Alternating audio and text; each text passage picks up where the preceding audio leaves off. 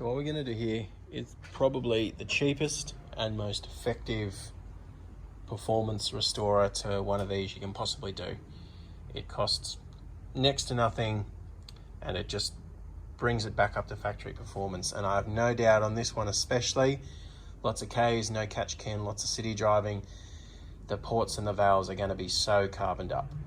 Now you could just go to your parts store and buy a bottle of that valve cleaner stuff and stick it in the intake. The problem with that though is it doesn't work. I've seen these before, and after you do that, it makes zero difference. Some people even think that it makes it a little bit worse because it washes new stuff down that sticks onto the old carbon stuff. You're not going to remove the years and years of rock solid carbon buildup with a $20 bottle of stuff. You need to do it properly. You can get these walnut blasted. There's no one anywhere near me that does it, so I'm just going to do it myself. So what do you need to do this? You definitely need a bottle of some sort of harsh cleaner. A carby cleaner or intake cleaner is good. You will need an intake manifold gasket and a pack of 4 injector seal kits. Now they cost all up, it cost me about $100. I got that genuine from the Volkswagen dealer, so it's actually good stuff. And then a wire brush kit. It was eBay, I think it was about $11. Probably going to break the first time I use them, but yeah, that's okay. There's lots of them. Now I'm in the middle of doing an intercooler upgrade. So I'm doing this now because that front intercooler pipe is off and it is a bit of a pain to get off. Should be 2 other videos when I do the thermostat and the video on this, both show you how to get that pipe off. So the first step in this is going to be to get the throttle body off, which is here, and that's held on by 4 torque drive bolts on either corner of it. So first up, we got these 2 little plugs here and another one down there.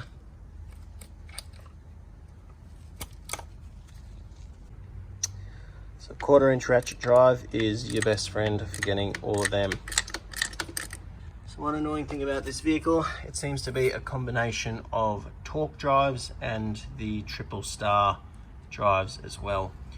All these intake bolts seem to be just a torque. Definitely a bit of a pain in the ass getting to them, but yep, throttle body is off. Right, next up you have 6 intake manifold bolts on the top. They're all that hex drive, some very easy to recover and also very easy to drop. Something magnetic is very handy. So next we have the ones on the bottom, and there is just 2 of the Torx drive bolts, and then there are 2 more that are nuts. Now they're studs, so they're probably the guide studs for the manifold.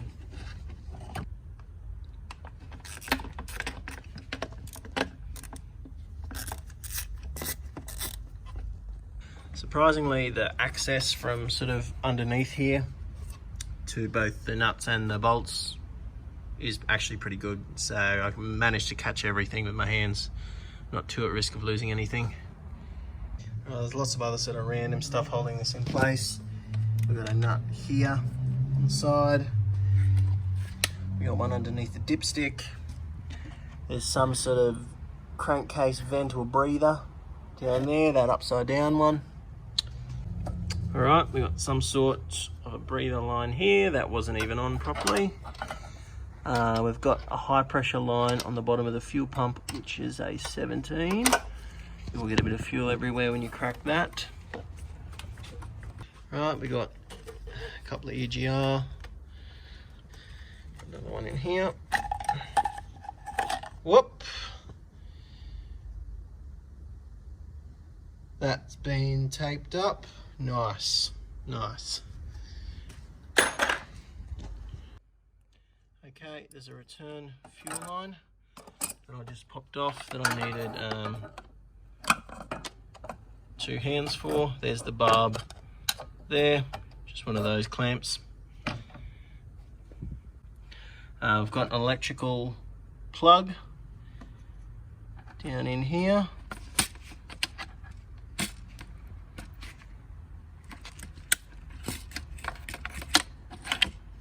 Fuel line clamps up on top.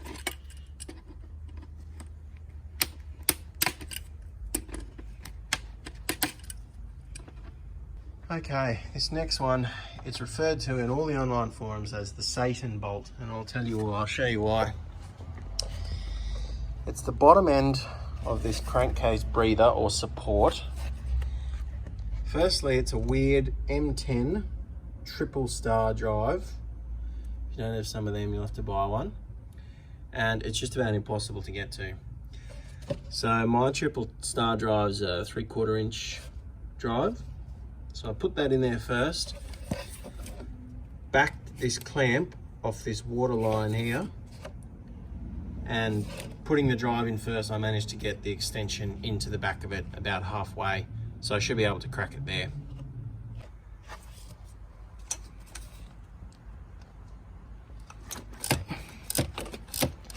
Not too tight.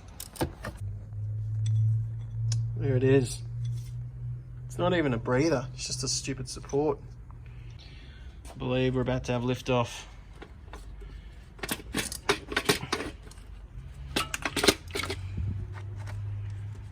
Alright, it is off and sitting over there. So it's going to harvest these little flaps. I think they're all the same. So they're not great. Not super bad, but they're not great.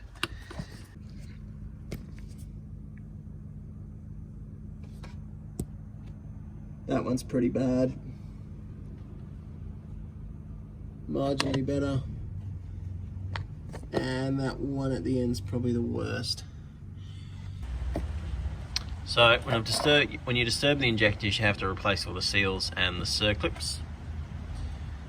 So I'm going to disconnect them all, and I want to get them out of the way for when I start blowing out all the gunk that's in there. All the injector clips and seals come because, from what I've read, usually a few of the injectors pop out when you pull the manifold off. Mine all stayed in there, so I probably wouldn't have to do it. But I bought the part, so I'm going to do it anyway. So you'll have a little tab on either side. Bend that back. From what I've heard, the update ones will be metal. The older ones like that will be plastic, and they'll just snap off. And then your silver retaining ring should pop off. Now, there is a special tool for this. My dad made this probably 30 or 40 years ago, and I use it so often. It's a slide hammer.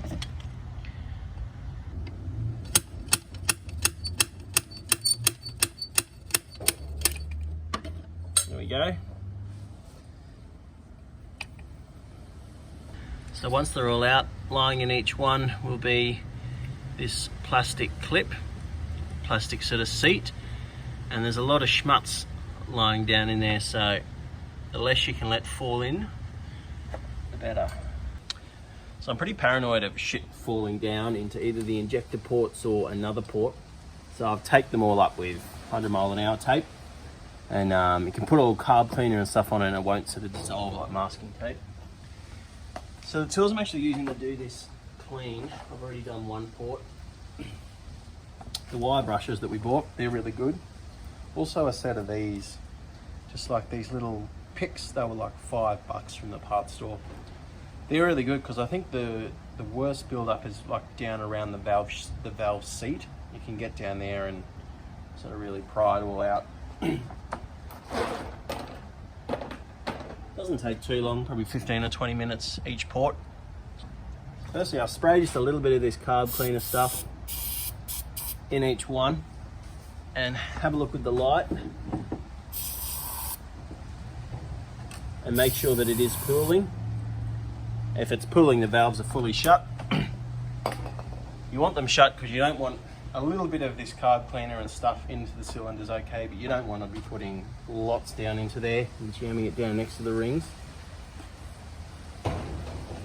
So if it's not pooling, it's a 20 mil double hex socket on the crankshaft pulley, and rotate the whole engine clockwise 90 degrees and your valve should be shut.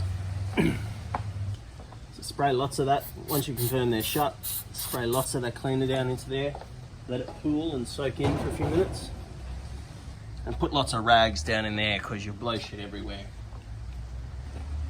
Go at it with the brush. So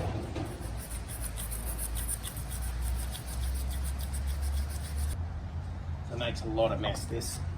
Probably put on some safety goggles because you don't want to blow the shit in your eye. Try form a pretty tight sealer in there because it will go everywhere.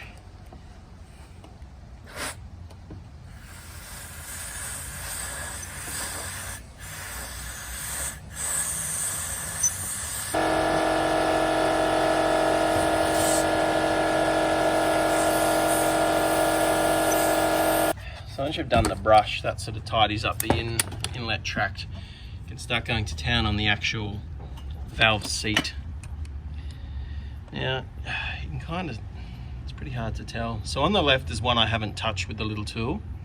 On the right is one I've started to dig with, and just so much comes out. Like look at that, like that's all around the valve seat.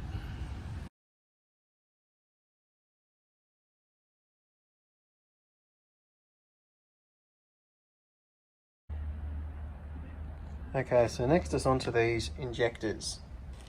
Now here's the kit we have for each one. Start by removing, there's an O-ring at the top, there's a plastic O-ring below it, and there's this little plastic seal here. Your little pick is your best option there.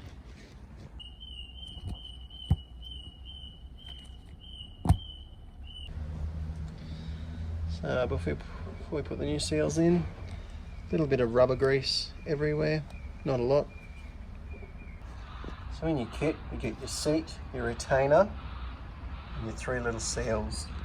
So the little white one is actually very tricky to get on. And once it's down in the groove, it's actually quite loose.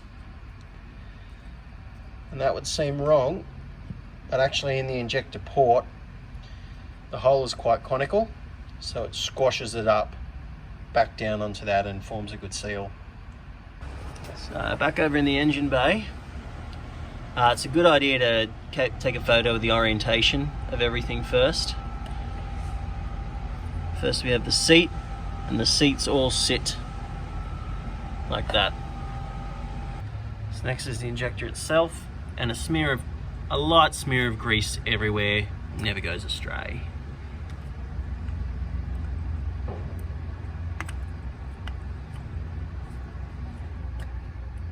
So with that pushed all the way in, you can then put your retainer on. Now, don't just jam it on, you have to lift up those tabs. The ones below my thumb there with a little screwdriver, so the retainer, that U in the retainer, clips underneath them. Okay, all the injectors are back in. We're just putting in these little slides, which I just cleaned up with the scraper. They don't have an order, but they do have a top and a bottom. The metal sits into the top of them. They are angular, so don't get that wrong. Okay, so there wasn't much carbon in these ports, but there was a little bit, so I'm just giving it a spray and I'm cleaning it up with the brush. So we also got a new gasket in our kit, so the old one is coming out. So I got a new gasket fitted, a good smear of rubber grease in each of the injector holes.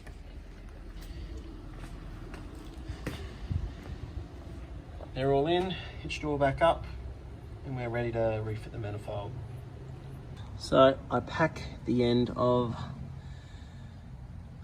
my socket with grease and put the guide nut on there, and that lets me get it on easily without dropping it into who knows where.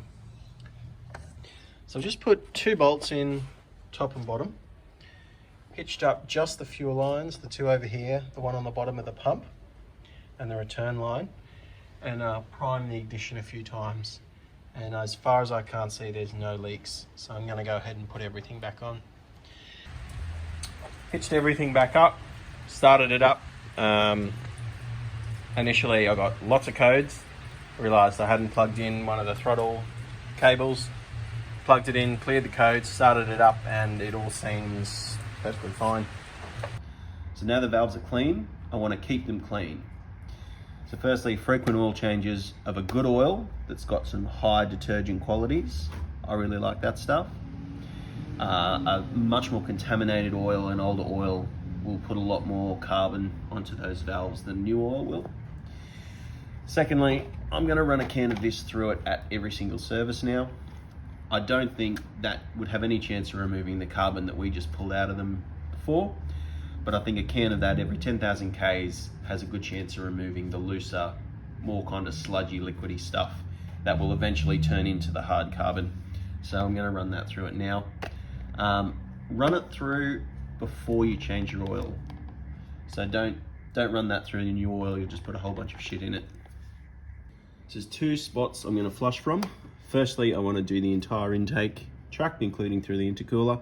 So I've taken the filter off. I'm going to be putting it in there, and then for a better access to the ports, I can unscrew one of these bungs in this blanking plate that I've got here.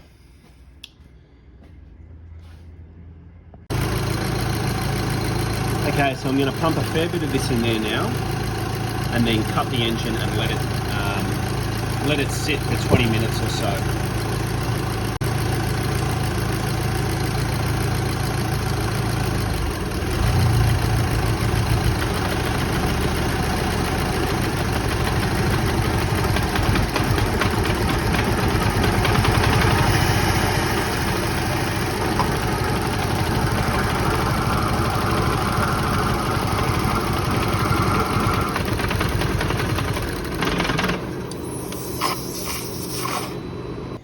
So I purposely stalled it out and pumped a lot of this stuff in there as I was getting close to it stalling. So now all the valves and everything inside the intake there is going to be really saturated in this stuff. I'm going to let it sit for 15 or 20 minutes to really give it the best chance to break that stuff down. Alright, I've let it sit. 20 minutes later, we're now at 2,000 revs.